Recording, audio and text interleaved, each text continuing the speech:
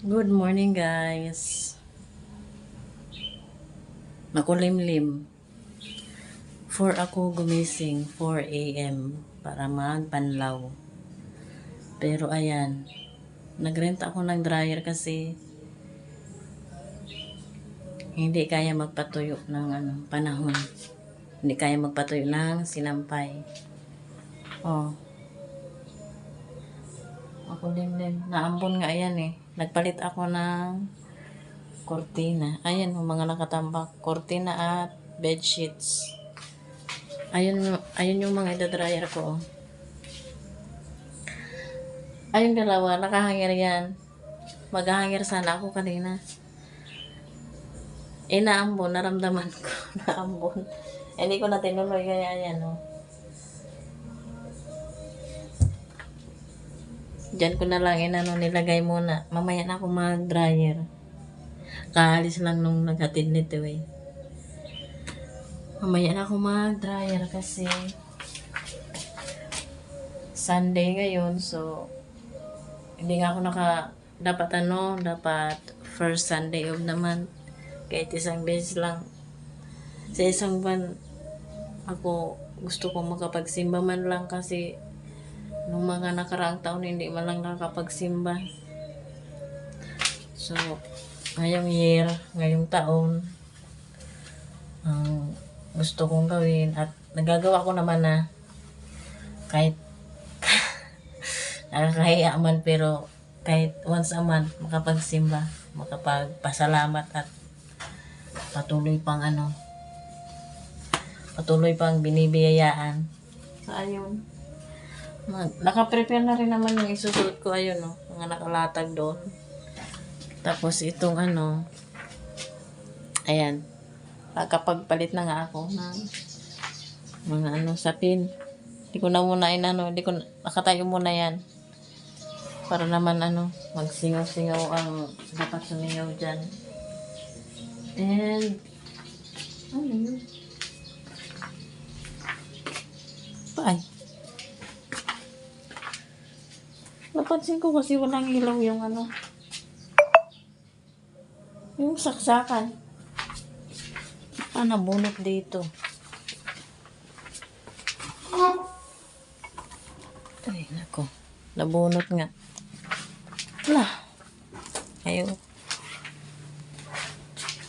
Ayun, meron na. May ilaw na. Inasok ko na rin agad yung washing pagkatapos ko maglaba kasi alam nyo na, wala naman ako dito pag weekdays. Weekend lang. Ayan. Washing. Mamaya na lang, guys. Diyan ko lahat isasampay. Sana mag-cash siya. Wala nga naman kasing dryer ko. Tapos sa labas ko isampay. Tapos naambon. Di wala rin silbing dryer. Ang pag-dryer, kailangan kong mapatuyo yan kasi alam nyo na, nagbabaw na ako ng damit doon sa bahay ng pamangkin ko.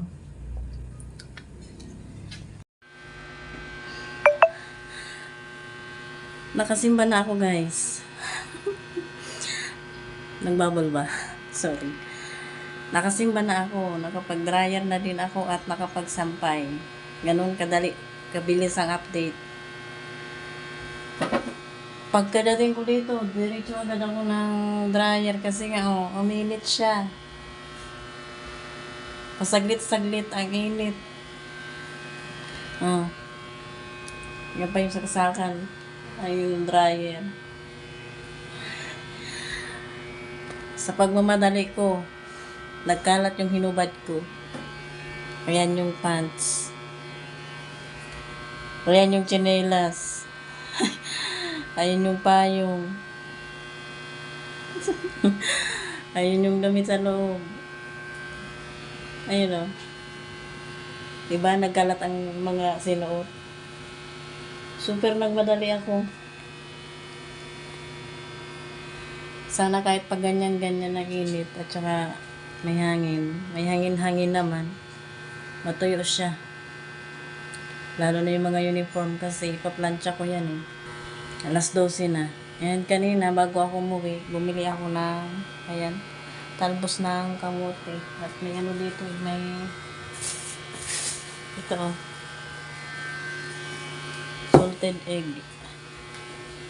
Yung talbos ng kamote, halo ko yan para sa magsigang ako ng, ay ano po ba dito?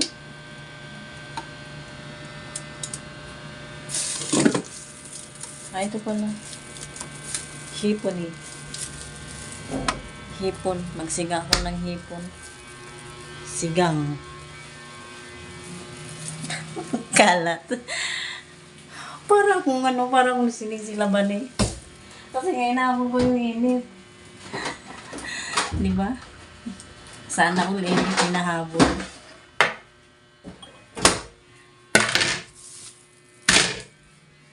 Kasi ano eh, panahon na ng ano, panahon na ng tagulan. Panahon na ng basa. Anyway, magligpit na muna ako guys. Kasi uwi ang kalat. Ayun no. Mahangin ba? Wait. Yung kalat na yan, yan pa yung nakita nyo kanina. Ito yung ano yan. Diyan lang yan. Kasi magre-ready naman ako ng mga susuot ko. Isara ko muna to.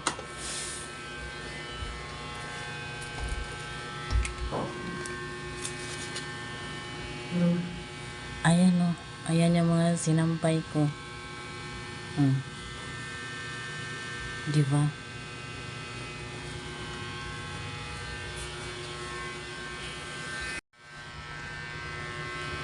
Hindi na yan basa. Medyo tuyo na yan pero kailangan lang ng init para hindi naman.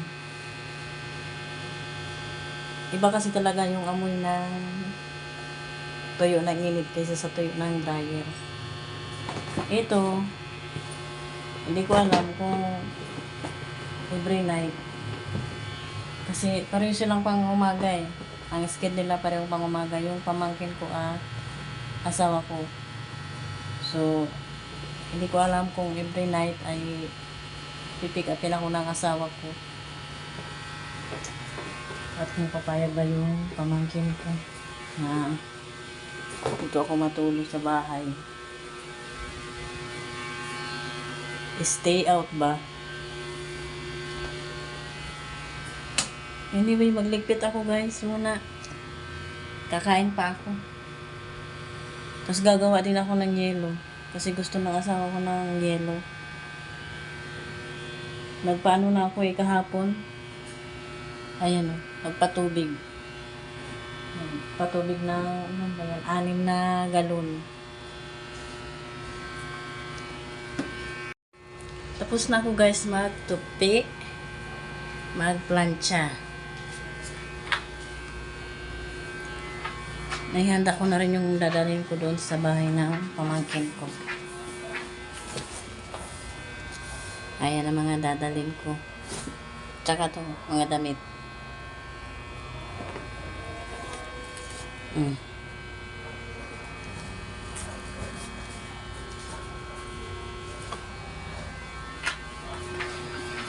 Hindi ako nagsayang kasi marami yung kanin.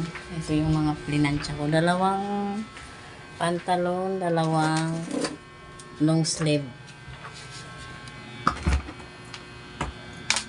Sinusuot na ng asawa ko yung tinahik ng partner ng aking ate. Yung partner niya ang nagtahi, hindi siya. Sinusuot niya na. 2 yun eh. Excuse me.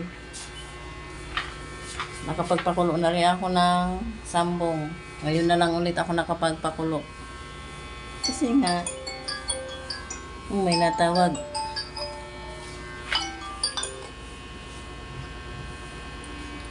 Hello? Hello. Mag-hi ka nga. Hello. Ano? Tapos na. Tapos na kami mag-usap ni Mr. Habagat. Ayan, oh. Ininit ko lang yan. Bukas na ako magsaing ng bago. Ayan yung hipon. Ito yung talbos ng kamote. Yung talbos ng kangkong. Yan yung... Ako yung asawa ko nagtinamad na naman. Isa lang ko na yung tubig ng isisigang kong ano. Yung isang kaldero ba, isa lang ko. And gumawa na rin ako ng dami yan. Madaming gagawing papatigasing yelo kasi hindi masyadong nabili ng isda ng asawa ko kasi wala naman ako dito. Nakaalaro naman. So, magluto muna ako guys.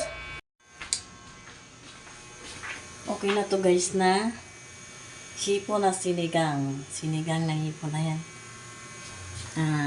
Ano ba to? Pinapakulo ko lang kasi nilagyan ko ulit ng powder kasi natabagan ako medyo. And mamaya, mga talsik ng mantika. Ayan. Padumi rin. Patapon yung sinigang na powder. Ayun, no? Punasan ko na lang yan. Okay na. Mamaya pa yan pag naghugas ako. At hindi ko na rin naman kayo doon madadala. So, yun lang guys ang aking video.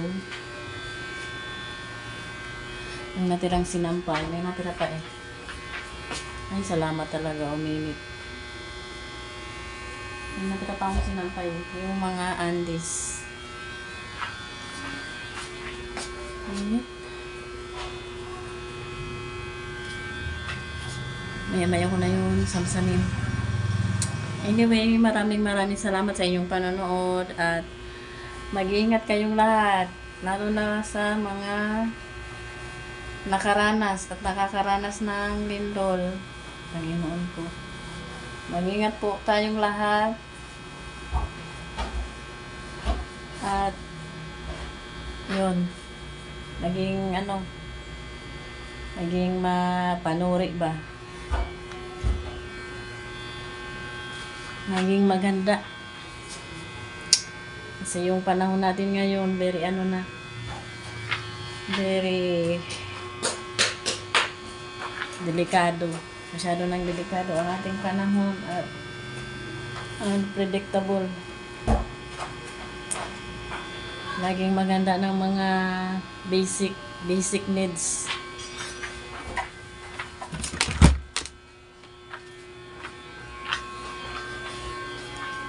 Tubig, bigas. Kahit bigas.